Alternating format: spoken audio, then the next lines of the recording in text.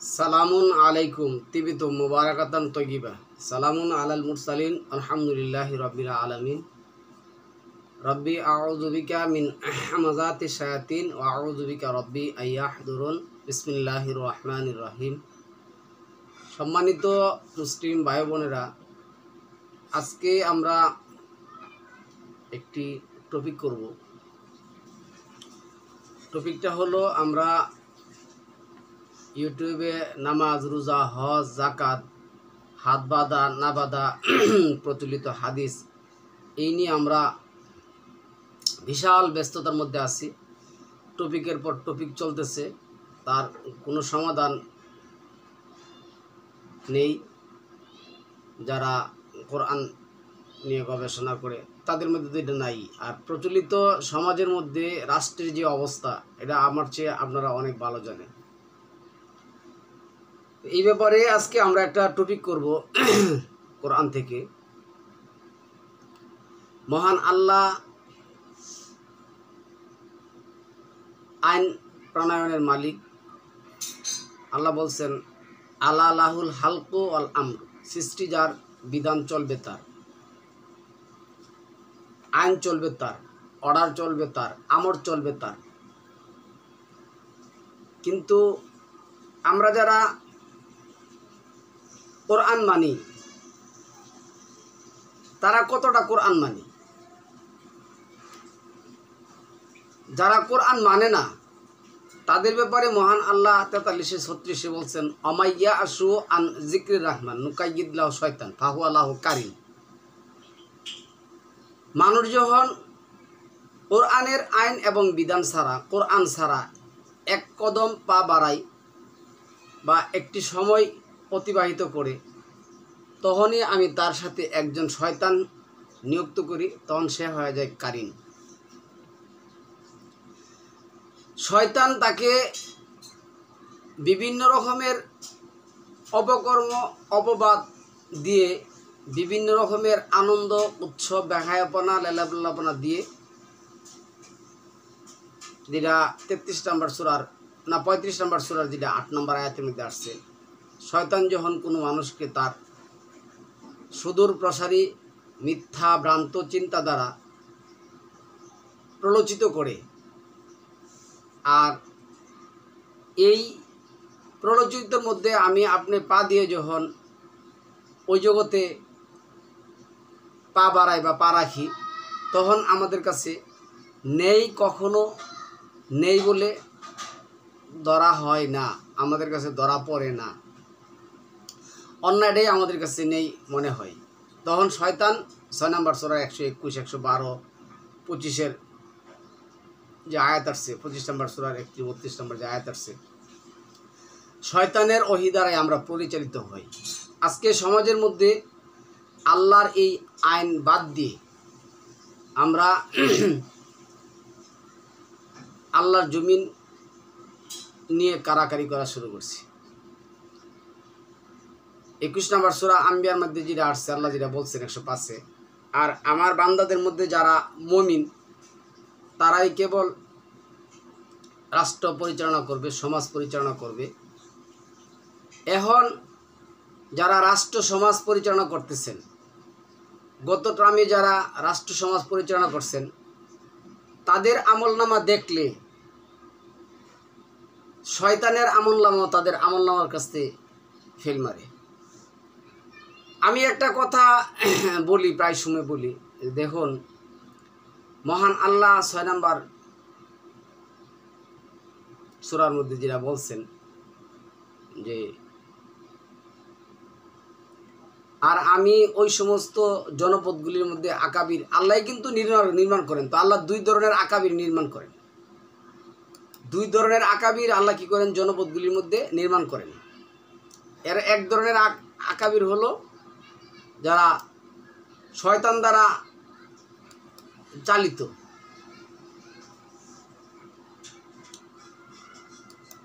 আরেক ধরনের আকাবির হলো যারা আল্লাহ কর্তৃক, আল্লাহর বিধান দ্বারা চালিত।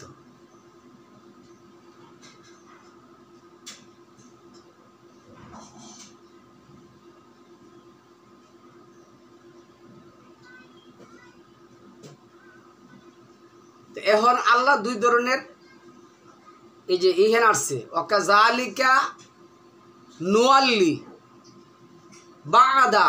বা'দা যালিমিনা বা'দান বিমা কানু ইয়াকসিবুন। এভাবেই আমি জালিমদেরকে তাদের কৃতকর্মের ফলে পরস্পরের উপর প্রভাবশালী ও কর্তৃত্বশালী বানিয়ে দিব। আর এরা এই নিয়ে সেরা কী করবে? মারামারি কাটাকাটি করতে থাকবে। এটা এদের মধ্যে চলতে থাকবে, এটা এদের মধ্যে চলতে থাকবে।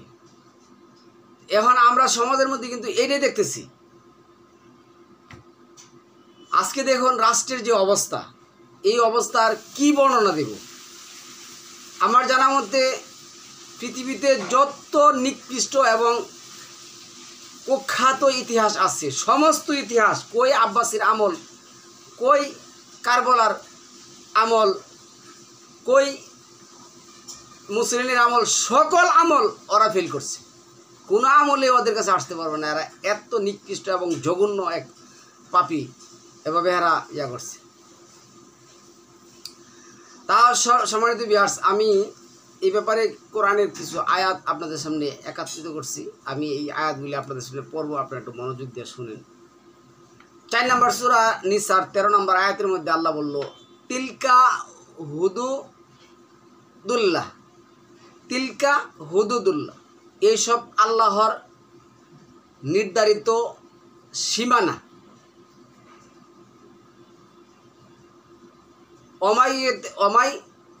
অমাইয়ুতি ইল্লাহা ওয়া রাসূলাহু ইউদখিলহু জান্নাতিন তাজরি মিন তাহতিহাল আনহার খালিদিনা ফিহা ওয়া যালিকাল ফাউজুল আযীম।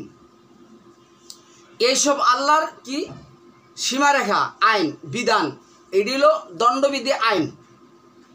এবং যেই ব্যক্তি আল্লাহ এবং তার রাসূলের অনুসরণ করবে, আল্লাহ তাকে জান্নাতে দাখিল করাবেন, যার প্রাদদেশে ঝর্ণা দ্বারা প্রবাহিত, তারা তাতে চিরকাল চিরবাসী চিরস্থায়ী হবে এবং এটা বিরাট সাফল্য।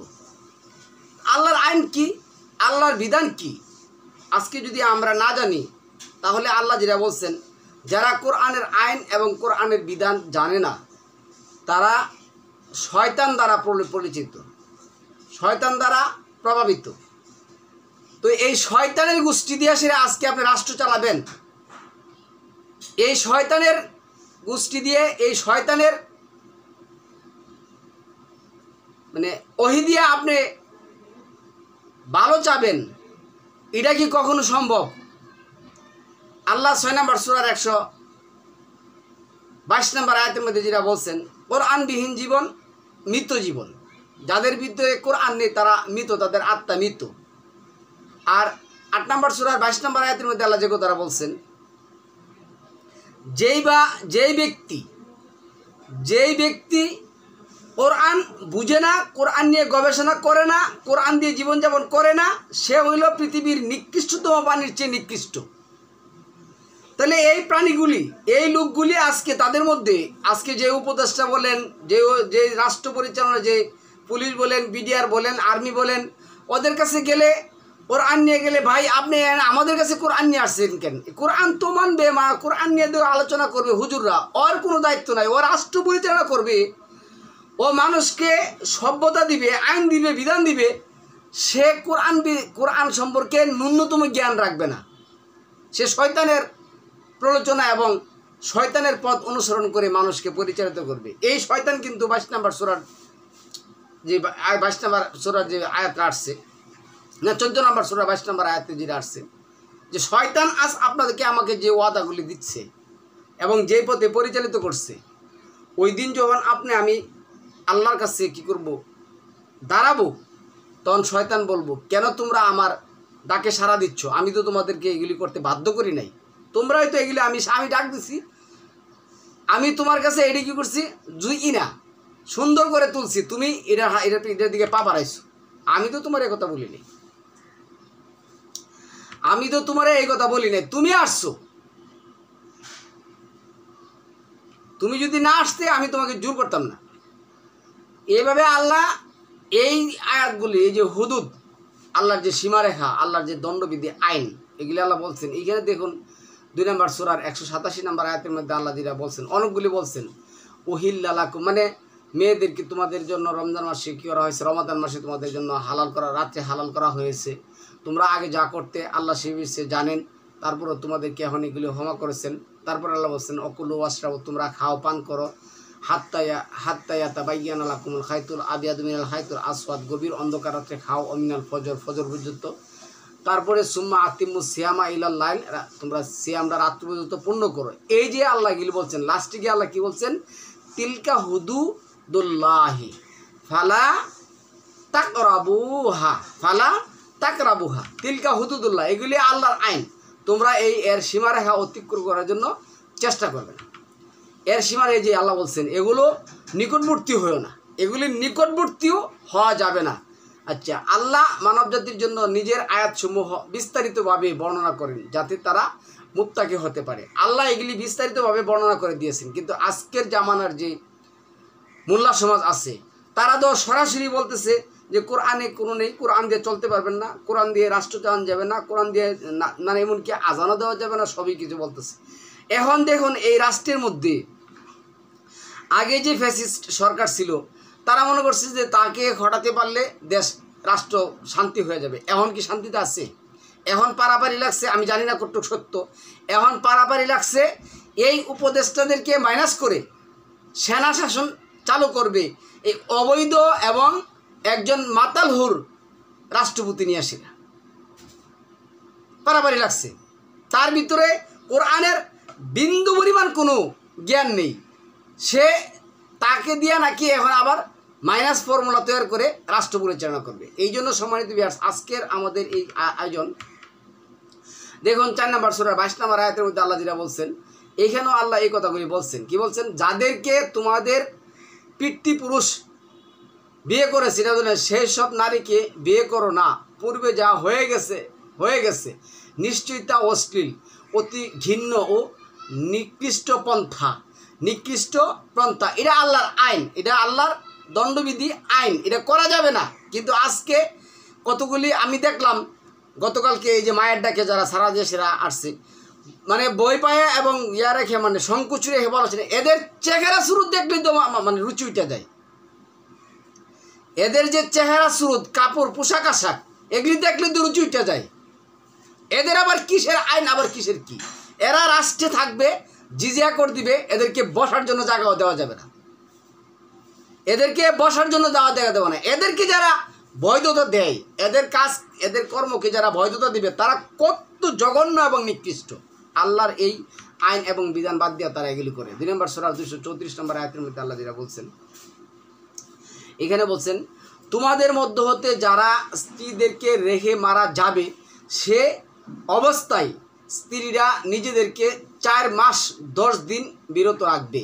তারপর যখন তাদের ইদ্যত কাল পূর্ণ হবে, তখন তোমাদের নিজেদের সম্বন্ধে বৈধভাবে কিছু করবে, তাতে তোমাদের কোনো গুনাহ নেই।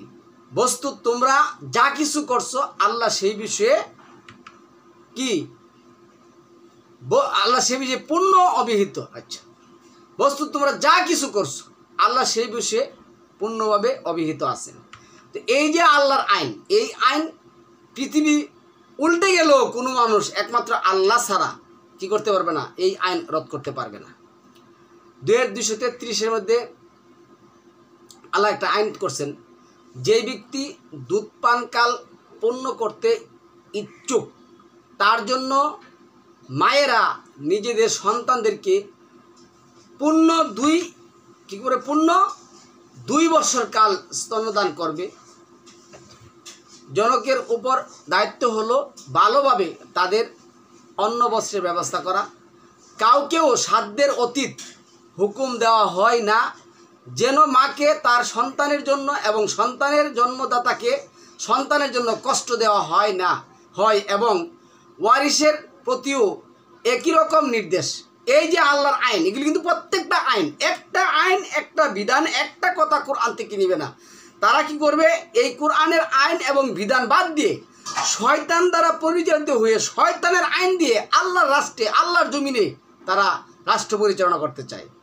এরপরে যেটা বলছে দেওয়া হয় না এবং ওয়ারিসের প্রতিও একই রকম নিদর্শন। আচ্ছা, অতঃপর যদি উভয়ে সম্মিলিত ও যুক্তিক্রমে দুধ ছাড়াতে ইচ্ছা করে তবে তাদের প্রতি কোনো গুনাহ নেই, এবং যদি তোমরা স্বীয় সন্তানদেরকে কোনো দাত্রী দ্বারা দুধ পান করাতে ইচ্ছা করো তবে তোমাদের প্রতি কোনো গুনাহ নেই। আল্লাহ সুন্দর করে প্রত্যেকটা বিষয় সুন্দর করে খুলে খুলে বিস্তারিতভাবে আল্লাহ কী করছেন বর্ণনা করে দিয়েছেন। এরপরে কি করছে, নেই। এরপরে আসছে তোমাদের প্রতি কোনো গুনাহ নেই যদি তোমরা যা দিতে চাচ্ছিলে তা যথারীতি আদায় করে দাও। আল্লাহকে ভয় করো এবং জেনে রেখো তোমরা যা কিছু করো নিশ্চয়ই আল্লাহ তার সম্মুখে সম্মুখদ্রষ্টা। তো এখন এই বিধান কিন্তু স্পষ্ট। একটা স্ত্রীকে আপনি যখন মানে বিদায় করে দিবেন, তালাক, আমরা প্রচলিত সমাজে তালাক শব্দটা ব্যবহার করে দিবেন, কিভাবে করবেন, কি দিবেন, সব কিছু আল্লাহ এনে ব্যবস্থা করে দিয়েছেন। এইগুলিকে আল্লাহ কি বলছেন, জালিকা আমরুল্লাহি আনজালাহু ইলাইকুম। জালিকা আমরুল্লাহি আনজালাহু ইলাইকুম ওয়ামাই ইয়াত্তাকিল্লাহা ইউকাফির আনহু সাইয়্যাতিহি ওয়া ইউযিম লাহু আজরান। এটা আল্লাহর হুকুম যা তিনি তোমাদের উপর অবতীর্ণ করেছেন। যে কেউ আল্লাহকে ভয় করে আল্লাহ তার পাপ মোচন করে দিবেন আর তার প্রতিফলকে বিশাল বিস্তৃত করে দিবেন। তো আল্লাহর আইন এবং বিধান জমিনে প্রতিষ্ঠা করলে তো আল্লাহ এটা দিবেন, না হলে আল্লাহ ৬৬ যেটা বলছেন, তোমরা কি ভুলে গেছো আল্লাহকে, যিনি জমি আসমানে আছেন, তার জন্য কি এটা কঠিন তোমাদেরকে শাস্তি দেওয়া? তোমাদের পায়ের নিচে এবং উপর দিয়ে আল্লাহ ও কী করবে, শাস্তি দেবে। শাস্তি তো আসতেছে, তুমি আমি হয়তো বুঝি না। তো সম্মানিত ভিউয়ার্স, আমরা আজকে যে করবো এখানে আল্লাহ যেটা বলছেন, এই যে আল্লাহর যে দণ্ডবিধি আইন, এই আইন আমাদের কি করতে হবে, মানে অক্ষরে অক্ষরে পালন করতে হবে। কিন্তু আমরা সমাজের এই লোকেরা কি করছে জানেন, এই আইন না মেনে, এই আইন পালন না করে আমরা আজকে কী করছি, নিজেরা এই সিস্টেম করছি। ৯ নম্বর সূরা ৯৭ নম্বর আয়াতের মধ্যে দেখুন কি আসছে, আল আরাবু আসাদ্দু কুফরাও ওয়া নিফাকাও ওয়া আজদারু আল্লাহ ইয়ালামু হুদুদা মা আনজালাল্লাহু আলা রাসূলিহি আল্লাহু আলিমুন হাকিম। আজকে দেখেন এই আরবের বেদুইন, এই আরবের লোকের প্রতি, এই আরব বলে বাচ্চা শব্দটা ব্যবহার করা নিষেধ। তো এ লেগছে আরবরা কুফুরি আর মুনাফিকিতে সবচেয়ে কঠোর, আর আল্লাহ তার রাসূলের প্রতি যা অবতীর্ণ করেছেন তার সীমারেখার ব্যাপারে অজ্ঞ থাকার তারা অধিক উপযুক্ত, আর আল্লাহ সর্বজ্ঞ মহাপ্রজ্ঞাবান। আল্লাহ সালামুন আলা মুহাম্মদের উপর যা নাজিল করেছেন এই ব্যাপারে তারা অজ্ঞতার সর্বোচ্চ পরিসরে আছে এবং তারা কুফুরির মধ্যে লিপ্ত আছে। কারণ দেখুন, একটা হাদিস, মহানবী প্রচলিত হাদিস আমি বলতেছি, আমি কোরআনের নবীর কথা বলতেছি না, প্রচলিত নবীর প্রচলিত বিখ্যাত হাদিসটি দেখেন কেমন। এই হাদিসটা আমরা আগে খুব মনোযোগ সহকারে পড়তাম যে দাজ্জাল কখনো মক্কা মদিনায় প্রবেশ করতে পারবে না। ট্রাম্প নামে যে দাজ্জাল কিছুদিন আগে কাতার পরিদর্শন করলো, ওদেরকে নারীদের চুল নাড়িয়ে বেহায়া বেলেল্লাপনা দিয়ে কি করা হলো, আমন্ত্রণ জানানো হলো। এর চেয়ে বড় দাজ্জাল কি পৃথিবীতে আর কখন আসবে আমিও নিজে জানি না, আল্লাহ ভালো জানেন। আচ্ছা সম্মানিত ভিউয়ার্স, আমরা এই কাজে যেটা করব, আল্লাহ যেটা বলছেন, এই যে আল্লাহ ৯ নম্বর সূরা ১১২ নম্বর আয়াতের মধ্যে আল্লাহ যেটা বলছেন, আত্তাইবুন আল আবিদুন আল হামিদুন আস-সাইউন আর-রাকিউন আস-সাজিদুন আল আমিরুনা বিল মা'রুফি অনহা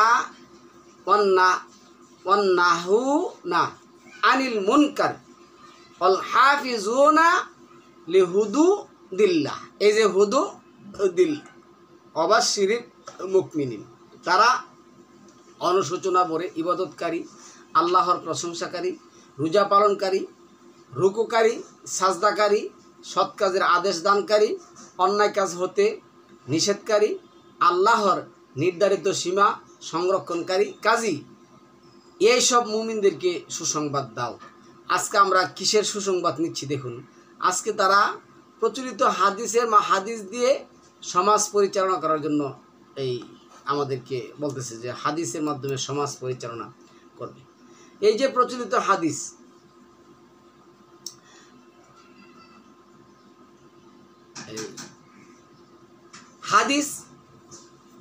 দিয়ে রাষ্ট্রের আইন তারা যেটা আমাদেরকে শোনাচ্ছে, আমরা এখানে একটু দেখতেছি ইয়াটা।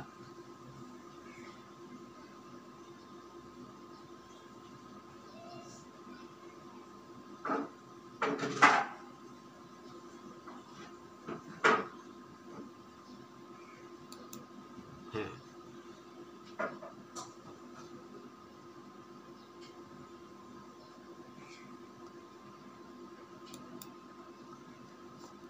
যে এখানে দেখুন তারা কি করছে, কোরআনের পরিবর্তে, কোরআনের আয়াতগুলির পরিবর্তে তারা কি চালু করছে, কিভাবে এগুলি তো হুজুরা করছে। অনেক মুসলিম বা মুসলমান বিশ্বাস করে যে হাদিস ইসলামী আইন হিসাবে ব্যবহার করা যেতে পারে, কিন্তু আল্লাহ কোরআনে বলেছেন, আল্লাহ কোরআনে কি বলছে, আল্লাহ কোরআনে বলেছেন যে কোরআন ছাড়া অন্য কোনো আইন মেনে চলা নিষেধ। আর আমরা কি করতেছি দেখুন, আমাদের হুজুররা কি করতেছে, আমাদের শাসকরা কি করতেছে। আল্লাহ কি বলছেন, তাহলে কি আল্লাহ ছাড়া অন্য কোনো বিচারকের সন্ধান করব, অথচ সে তোমাদের কাছে বিস্তারিতভাবে ব্যাখ্যা করে কিতাব অবতীর্ণ করেছেন। 6 নম্বর সূরা আনআমের 114 নম্বর আয়াত। বিচারক হিসেবে কি আমরা অন্যকে তালাশ করব? এখন যারা আছে কোরআনবিহীন মাতাল হুররা যে রাষ্ট্র পরিচালনা করা শুরু করছে, একটা আর একটার মাথায় যে কামড়ান শুরু করছে, তাদেরকে আমরা বিচারক হিসেবে মেনে নিব? এই আয়াতে আল্লাহ স্পষ্ট করে বলছেন যে কোরআন ছাড়া অন্য কোনো আইন মেনে চলা যাবে না, কোরআন ছাড়া অন্য কোনো হাদিস বিশ্বাস করা যাবে না, কোরআনই একমাত্র হাদিস। ওগুলো আল্লাহর আয়াত সমূহ, যা আমি তোমার কাছে সত্যের সাথে পাঠ করছি। সুতরাং আল্লাহ ও তার আয়াতসমূহের পর আর কোন হাদিস তারা বিশ্বাস স্থাপন করবে? এটা 45 নম্বর সূরার 6 নম্বর আয়াতের মধ্যে বলছে। আল্লাহ আমাদের কাছে এগুলি সুস্পষ্টভাবে বিস্তারিতভাবে এই আইন প্রণয়ন কি করছেন, ব্যাখ্যা করছেন, বর্ণনা করছেন। তো আল্লাহ বলছে আমার এই ব্যাখ্যা বর্ণনা, আমার এই হাদিস ছাড়া তোমরা আর কোন ব্যাখ্যা, কোন হাদিসের উপর বিশ্বাস স্থাপন করবে?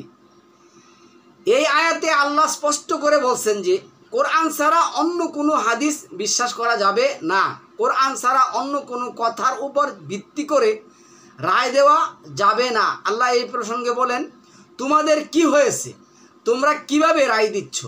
নাকি তোমাদের কাছে এমন কোনো কিতাব আছে যাতে তোমরা অধ্যয়ন করো? অবশ্যই তোমাদের কাছে এতে এমন কিছু আছে যা তোমরা পছন্দ করো। সূরা আল কালাম 68, 36, 38। এই আয়াতে আল্লাহ স্পষ্ট করে বলছেন যে কোরআন ছাড়া অন্য কোনো কথার উপর ভিত্তি করে রায় দেওয়া যাবে না। এখন আমি আরেকটা কথা বলতেছি, এই আয়াতগুলি থেকে স্পষ্ট যে ইসলামের একমাত্র আইন হলো কোরআন, কোরআন ছাড়া অন্য কোনো আইন বা হাদিস মেনে চলা যাবে না। সর্বোত্তম হাদিস হলো আল্লাহর হাদিস। অনেক মুসলমান বিশ্বাস করে যে এই হাদিস বা নবী মুহাম্মদ সাল্লাল্লাহু আলাইহি সাল্লামের সেই হাদিসই সর্বোত্তম, কিন্তু আল্লাহ কোরআনে বলেন যে তার নিজস্ব হাদিস সর্বোত্তম। এনে কোরআন অবতীর্ণ যেটা বলছেন আল্লাহ, এখানে আয়াতটা আছে 23 নম্বর 39 নম্বর 23 নম্বর আয়াতের মধ্যে বলছে আল্লাহু নাজ্জালা আহসানাল হাদিস, আল্লাহ সর্বোত্তম হাদিস অবতীর্ণ করেছেন কিতাব রূপে সুসংগত, ভাবে, এটা 29-23। এই আয়াতটা যদি আমি একটু ভাবে বলি, এই আয়াতে আল্লাহ স্পষ্ট করে বলছেন আল্লাহর বাণী বা নির্দেশ যা কোরআনে গ্রন্থ আকারে রয়েছে তাই হলো সর্বোত্তম হাদিস বা পথ নির্দেশিকার বই, কিতাব। কোনো বানোয়াট মন গড়া কথা নয়, এটি সুসংগত এবং এর মধ্যে কোনো বিভ্রান্তি নেই, কোনো সন্দেহাতীত কোনো কিছু নেই। এই আয়াতে থেকে একটা স্পষ্ট হয়ে গেছে যে আল্লাহর বাণী কোরআনই সর্বোত্তম হাদিস। এর বাইরে মানুষের রচিত বুখারী, মুসলিম প্রমুখ গ্রন্থের সংকলিত তথাকথিত হাদিস যদি কোরআনের সাথে সাংঘর্ষিক বা অসঙ্গতিপূর্ণ হয় তাহলে কোনো মুসলমানের উচিত নয় সেগুলোকে অনুসরণ করা। তারপর আসুন এর যেটা বলছে কোরআন কি অসম্পূর্ণ যে হাদিসের প্রয়োজন হবে, মানে কোরআন কি অসম্পূর্ণ? আল্লাহ বলছেন যে তোমাদের এই সমস্ত বানানো নিজস্ব কালেকশন মানুষের দ্বারা লাগবে। অনেক মুসলমান বিশ্বাস করে যে কোরআনকে পরিপূর্ণ করতে নবী মুহাম্মদ সাল্লাল্লাহু আলাইহি সাল্লামের হাদিসের প্রয়োজন, কিন্তু আল্লাহ কোরআনে বলেন যে কোরআন পরিপূর্ণ। 115 38 কি বলছে দেখুন, আল্লাহ বলছেন ওয়াতাম্মাত কালিমাতু রাব্বিকা সিদকা ওয়া আদলা লা মুবাদদিলা লিকালিমাতিহি ওয়া হুয়া সামিউল আলিম। আর আপনার পালনকর্তার বাণী সত্য ও ন্যায় বিচারে পরিপূর্ণ, তার বাণী কোনো পরিবর্তনকারী নেই এবং তিনি সর্বশ্রোতা সর্বজ্ঞ। সূরা আনআমের 115 নম্বর আয়াতের মধ্যে আসছে। আর এখানে যে কথাটা আসছে আল্লাহ যেটা বলছেন যে অমামিন দাব্বাতিন ফিল আরদ, এনাল এটাই বলছেন ভূপৃষ্ঠে বিচরণকারী কোনো প্রাণী, আকাশে দোডানায় ওড়ে উড়ন্ত কোনো পাখি নেই তার কিতাব তোমাদের মতোই উম্মত, প্রত্যেকে আমাদের মতন একটা নেশন। কিতাবে যেটা বলছে আমি কোনো বস্তুই বাদ দেইনি, মা ফাররাতনা ফিল কিতাবি মিন শাইইন, আমি কোনো কিছু এই কোরআনে উল্লেখ করতে বাদ দেইনি, প্রত্যেকটা বিষয় খুলে খুলে আমি এখানে কি করছি উল্লেখ করে দিয়েছি। তো এইখানে এই আয়াত দ্বারা স্পষ্টভাবে বলে দিচ্ছে যে কোরআন পরস্পর পরিপূর্ণ, অপরিপূর্ণ নয়, কোরআনের বাইরে কোনো কিছু মানা যাবে না। আল্লাহ নিজেই বলেছেন যে তিনি কোরআনে কোনো বিষয় বাদ দেননি। কোরআনে যেসব নিদর্শন না অসম্পূর্ণ রয়েছে সেগুলো বোঝানোর জন্য হাদিসের প্রয়োজন, এই যুক্তি আল্লাহর বাণীর প্রতি অবিশ্বাস প্রকাশ করে।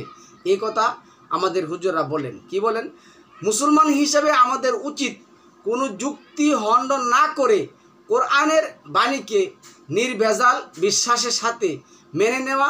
আল্লাহ সর্বজ্ঞানী, একমাত্র জ্ঞানী, তার রচিত গ্রন্থ অবশ্যই সব বিষয় নিয়ে অনবদ্য এবং পরিপূর্ণ। কোরআন কি পূর্ণাঙ্গভাবে বিশদ নয় যে হাদিসের প্রয়োজন হবে?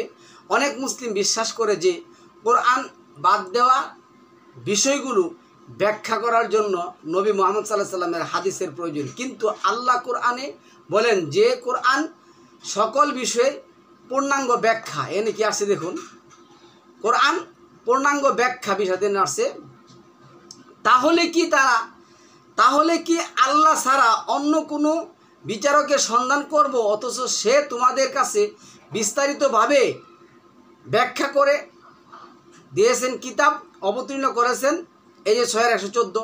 এরপরে আসছে আপনার 12-111-তে অবশ্যই তাদের ঘটনাবলিতে বুদ্ধিমানদের জন্য শিক্ষা রয়েছে, এটি মিথ্যা রচিত কোনো কাহিনী নয়, বরং পূর্ববর্তী কিতাবের সত্যায়ন এবং সকল বিষয়ে বিস্তারিত ব্যাখ্যা এবং ঈমানদার সম্প্রদায়ের জন্য হেদায়েত ও রহমত। সকল বিষয়ে এই কোরআন বিস্তারিত ব্যাখ্যা। তারপরে আসুন কি লেখছে দেখুন, এইখানে যেটা আসছে একটি কিতাব যার আয়াতগুলি বিশদভাবে ব্যাখ্যা করা হয়েছে আরবি ভাষায় জ্ঞানী সম্প্রদায়ের জন্য। 41-3 আলিফ লাম রা, এটি এমন একটি কিতাব যার আয়াতগুলো সুন্দরভাবে সাজানো হয়েছে, তারপর একজন জ্ঞানী ও সর্বজ্ঞ ব্যক্তির পক্ষ থেকে বিশদভাবে ব্যাখ্যা করা হয়েছে। এক মহান আল্লাহর পক্ষ থেকে। এই আয়াতগুলো স্পষ্টভাবে বলে দিচ্ছে যে কোরআন পূর্ণাঙ্গভাবে বিশাদ আল্লাহ স্পষ্ট করে বলেছেন যে কোরআন সকল বিষয়ে বিস্তারিত ব্যাখ্যা। তারপরে কি বলছেন, কোরআনে যেসব বিষয় যেসব নিদর্শন অসম্পূর্ণ রয়েছে সেগুলো বোঝানোর জন্য হাদিসের প্রয়োজন। এই যুক্তি আল্লাহর বাণীর প্রতি অবিশ্বাস প্রকাশ করে। কোরআন কি অস্পষ্ট, যার জন্য আমাদের হাদিসের প্রয়োজন। অনেক মুসলিম বিশ্বাস করে যে কোরআনের কিছু বিষয় বোঝানোর জন্য নবী মুহাম্মদ সাল্লাল্লাহু আলাইহি সাল্লামের হাদিসের প্রয়োজন। কিন্তু আল্লাহ কোরআনে কি বলছে দেখুন, কি বলছেন, কোরআন স্পষ্ট কি বলছে, এটা আছে আপনার 16 নম্বর সূরা 89 নম্বর আয়াতের মধ্যে। আল্লাহ কি বলছেন, সেই দিনটিকে স্মরণ করো যখন আমরা প্রতিটা সম্প্রদায়ের মধ্য থেকে তাদের বিরুদ্ধে সাক্ষী হিসাবে তাদের নিজেদেরই কাউকে উৎখিত আনব করব, এবং তোমাকে তোমার সম্প্রদায়ের উপর সাক্ষী করে উপস্থিত করব। আমরা এই যে এটাই বলছেন, ওয়ানাজ্জালনা আলাইকাল কিতাবা তিবয়ানা লিকুল্লি শাইইন ওয়া হুদা ওয়া রাহমাতা ওয়া বুশরা লিল মুসলিমিন। এখানে আল্লাহ বলছেন, আমি প্রতিটি বিষয়, প্রত্যেকটি বিষয়, এই যে কি বলছে, কিতাব যেটা বলছে, তো সাক্ষী হিসেবে তোমার প্রতি কিতাব অবতীর্ণ করেছি সব কিছুর স্পষ্টীকরণ রূপে, হেদায়াত রূপে মুসলিমদের জন্য রহমত ও সুসংবাদ। এটা 16 নম্বর সূরা 89 আয়াতের মধ্যে। এই আয়াতে আল্লাহ স্পষ্ট করে বলেছেন, কোরআন নিজেই স্পষ্ট ও পরিষ্কার। আল্লাহ এত বলেছেন যে কোরআন সকল বিষয়ের স্পষ্ট।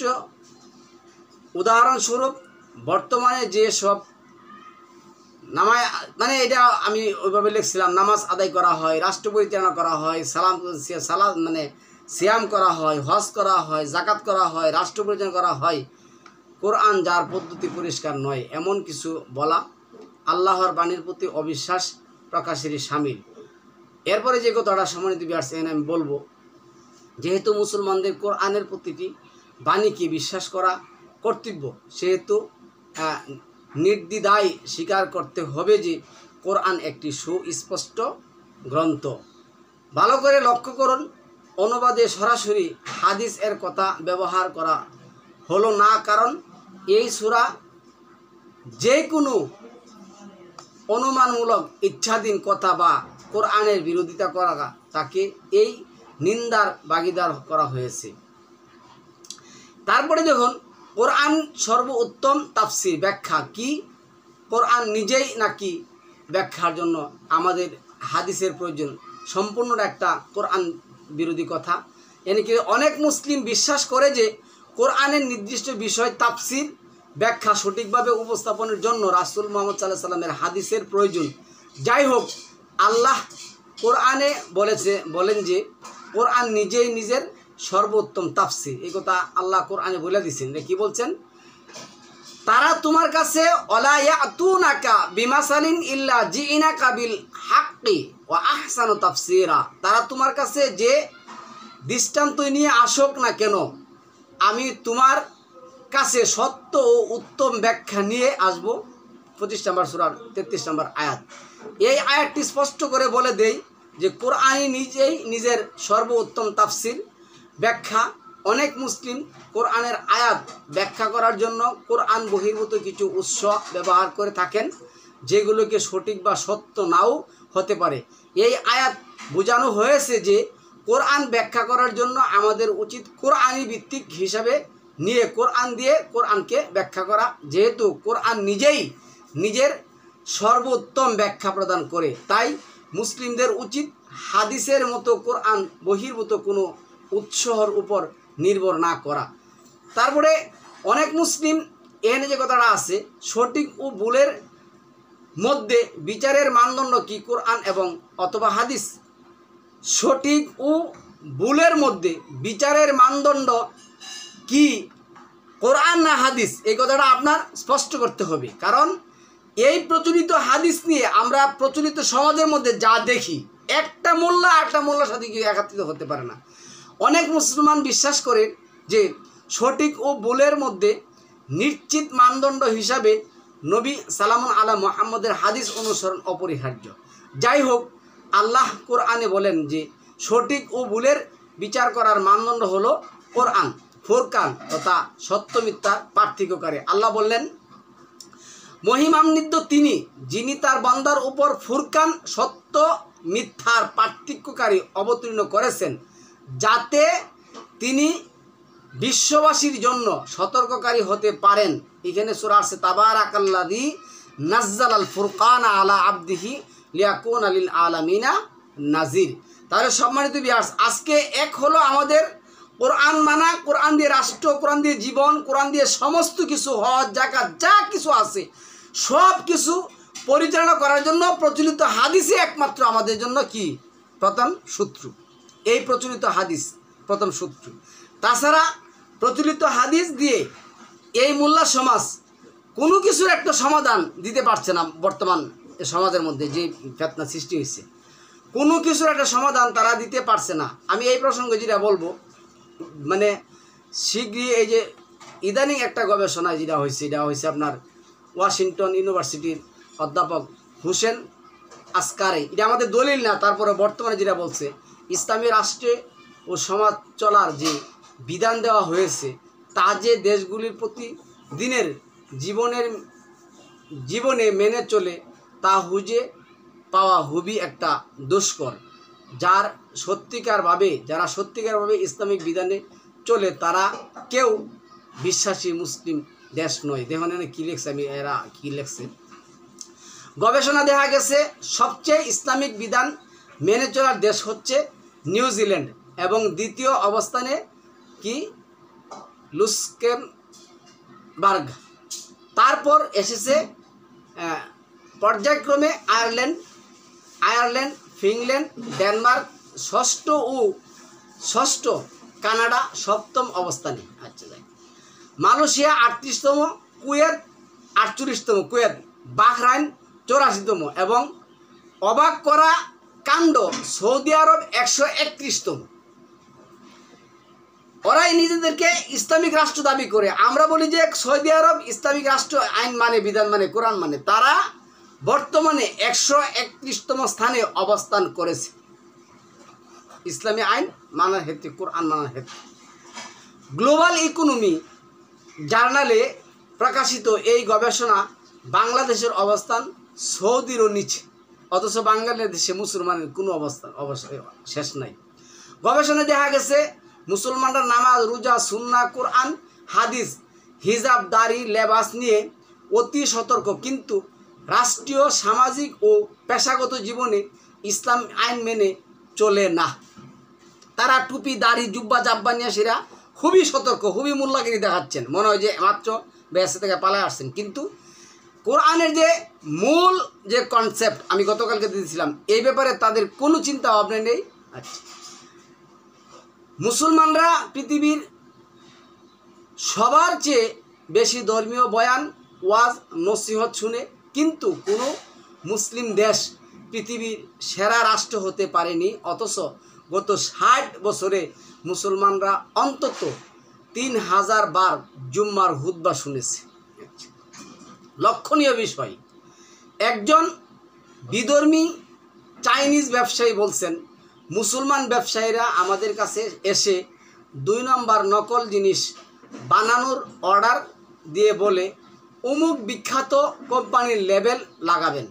পরে যখন তাদেরকে বলে আমাদের সাথে খানা খান, তখন তারা বলে হালাল না, তাই খাবো না। তাহলে নকল মাল বিক্রি করা কি হালাল? এই কাজ কি চলে না বাংলাদেশে? দেখবেন হুবহু। একজন জাপানি নব্য মুসলিম বলছেন, আমি পশ্চিমা দেশগুলিতে অমুসলিমদের ইসলামের বিধান পালন করতে দেখি, আর পূর্বের দেশগুলিতে ইসলাম দেখি, কিন্তু কোনো মুসলিম দেখি না। আলহামদুলিল্লাহ, আমি আগেই ইসলাম এবং মুসলমানদের পার্থক্য বুঝে আল্লাহর ধর্ম গ্রহণ করেছি। ইসলাম ধর্ম শুধু নামাজ, রোজা নয়, এটি একটি বিধান এবং অন্যের সাথে মুআশারাত বিষয়। একজন নামাজ রোজা পড়া কপালে দাগওয়ালা মানুষ ও আল্লাহর চুহে একজন মুনাফিক হতে পারে। নবী সালামুন আলা মোহাম্মদ বলেছেন, আসল অলস, সর্বহারা আর রিক্ত মানুষ হচ্ছে তারা যারা কিয়ামতের দিন রোজা, নামাজ, অনেক হজ, দান, খয়রাত নিয়ে হাজির হবে, কিন্তু দুর্নীতি করে সম্পদ দখল, অন্যদের হক না দেওয়া, মানুষের উপর অত্যাচারের কারণে রিক্ত হস্তে জাহান্নামে সে যাবে। ইসলামের দুটি অংশ, একটি হচ্ছে বিশ্বাসের প্রকাশ ঘোষণা যাকে ঈমান বলা হয়, আর একটি হচ্ছে বিশ্বাসের অন্তর্গত বিষয় যাকে ইহসান বলা হয়, যা ন্যায়গতভাবে সঠিক সামাজিক নিয়ম কানুন মেনে চলা মাধ্যমে বাস্তবায়ন হয়। দুটোকে একাত্রে প্র্যাকটিস না করলে ইসলাম অসম্পূর্ণ থেকে যায়, যা প্রতিটি নামের মুসলমান দেশ হচ্ছে, কিন্তু কোরআন মানা মুসলিম পাওয়া যাচ্ছে না। ধর্মীয় বিধিনিষেধ মানা যার যার ব্যক্তিগত দায়িত্বে মনে পড়ে এবং এটি আল্লাহ ও বান্দার মধ্যেকার বিষয়, কিন্তু সামাজিক বিধিনিষেধ মেনে চলা একজন বান্দার সাথে অন্য বান্দার মধ্যকার বিষয়। অন্য কথায়, ইসলামিক নীতিমালা যদি মুসলমানরা নিজেদের জীবনে ব্যবহারিক প্রয়োগ না করে, মুসলিম সমাজ দুর্নীতিতে ছেয়ে যাবে এবং আমাদের ভবিষ্যৎ হবে অসম্মানজনক, যা আজকে আমরা খারে খারে টের পাচ্ছি। বিখ্যাত ইসলামী স্কলার মক্কি, মাদানী, আজারি, হাটাজারি, দাবাত ডক্টরদের ওয়াজ ও বয়ান শুনে যারা বাহ বাহ দিচ্ছেন, আপনি যদি নিজের অকল্যাণ বা বোধশক্তি, ইলহাম বা ভালো মন্দ বুঝার ক্ষমতাকে কাজে লাগিয়ে আল্লাহর পক্ষ থেকে নাজিলকৃত একমাত্র কিতাব আল কোরআন বুঝে বুঝে শুধুমাত্র অনুবাদ পড়তে থাকেন, তাহলে আপনি নিজেই তাদেরকে একসময় সিসি দীক্ষা দিবেন। আচ্ছা, চিরতরে তাদের বয়ান ও ওয়াজ শোনা বন্ধ করে দিবেন, কারণ কাফির, মুশরিক, জালিম, ফাসিক ও মুনাফিক শয়তানদেরকে আপনি সুস্পষ্টভাবে চিনতে পারবেন। পাশাপাশি মানুষদের মধ্যে যারা ইমানদার, মুত্তাকি, মুমিন, মুখলিস, সিদ্দিকিন, শহীদ, তাদেরকেও চিনতে পারবেন। তবে শর্ত হচ্ছে আপনাকে আল্লাহর নিকট পরিপূর্ণভাবে আত্মসমর্পণ করতে হবে, যাতে আল্লাহর কথাকে চূড়ান্ত কথা হিসাবে মেনে নিতে পারেন। শানে নজুল ও তাফসির পড়া যাবে না, কারণ দুটাই শয়তানের চক্রান্ত। কারণ শানে নজুলের মাধ্যমে কোরআনকে পরিত্যাজ্য করে 1400 বছর আগে পাঠিয়ে দেওয়া হয়েছে, আর তাফসিরের মাধ্যমে আল্লাহর আয়াতকে মিথ্যা প্রমাণিত করেছে। সম্পূর্ণ কোরআন বারবার সুসামঞ্জস্য করে পড়তে হবে। অনুবাদ পড়তে পড়তে একসময় কিছু আয়াতের ভুল অনুবাদের কারণে বিপরীত ও সাংঘর্ষিক মনে হবে। কিছু আয়াতের ভুল অনুবাদের মাধ্যমে আল্লাহর প্রতি দোষারোপ ও মিথ্যারোপ করা হয়েছে। সেই ক্ষেত্রে আয়াতগুলো শব্দ ও সুসামঞ্জস্যপূর্ণ আয়াত নিয়ে চিন্তা গবেষণা করতে হবে। আল্লাহ ও তার রাসূলের আনুগত্য করতে একমাত্র কোরআনকেই বিস্তারিতভাবে মেনে নিতে হবে। 6 নম্বর সূরার 19 নম্বর আয়াতের মধ্যে আসছে। তাহলে সম্মানিত ভিউয়ার্স, আজকে আমি যেই টপিকটা আপনাদের সামনে করতে আসছি, টপিকটা হলো আমরা যে জীবনযাপন শুরু করছি, আমাদের জীবনযাপনের ভবিষ্যৎ একেবারে ধ্বংস, এতে কোনো সন্দেহ নেই। আল্লাহ আমাদেরকে এর মধ্যে যারা কোরআন নিয়ে জীবনযাপন করতে চান, আল্লাহ যাদেরকে হিদায়াত দিবেন, যারা আল্লাহর কাছে হিদায়াত চায়, তারা এই পৃথিবী ধ্বংস হওয়ার আগ পর্যন্ত, আল্লাহ ধ্বংস করার আগ পর্যন্ত আমাদের ইবাদত করে যাইতে হবে। আল্লাহ এটা বলেও দিচ্ছেন যে আমি কিয়ামতের জ্ঞানটা মানুষের কাছে গোপন রাখতে চাই, এই জন্য যে তারা জানে পূর্ণ আমল করতে পারে। আল্লাহ আমাদেরকে পূর্ণ আমল করার তৌফিক দান করুক। সালামুন আলাইকুম, তিবিত মুবারাকাতুন তৈয়িবা।